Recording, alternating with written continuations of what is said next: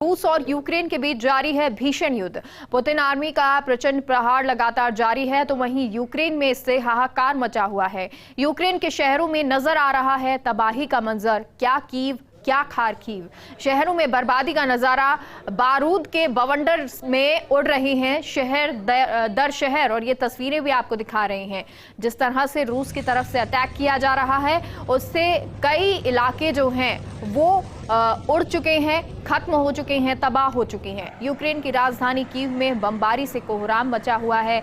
कुछ दिनों पहले जो सुंदर शहर नजर आता था, आज वो खंडर में बदल चुका है। धमाकों से दहल उठा कीव और खंडर बना है खार्किव।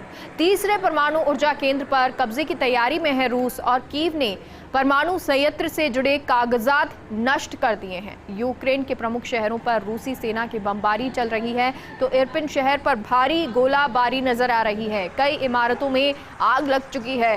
होस्टिमल सुमी शहर में भी रूसी सेना के हमले तेज हो चुके हैं।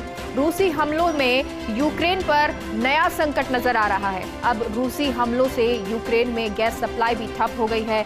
बर्फीली सर्दी के बीच कई शहरों में गैस की सप्लाई ठप हुई है। 6 विस्फोटों की वजह से 16 गैस सप्लाई स्टेशन ठप हुए हैं।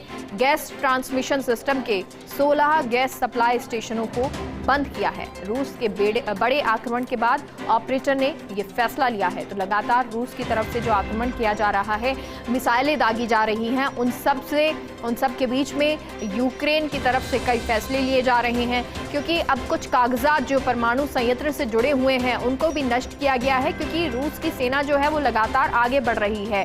और जो हमले में यूक्रेन में गैस सप्लाई हो रही थी वो भी अब ठप हो चुकी है। बर्फीली सर्दी के बीच कई शहरों में गैस की सप्लाई ठप हुई है।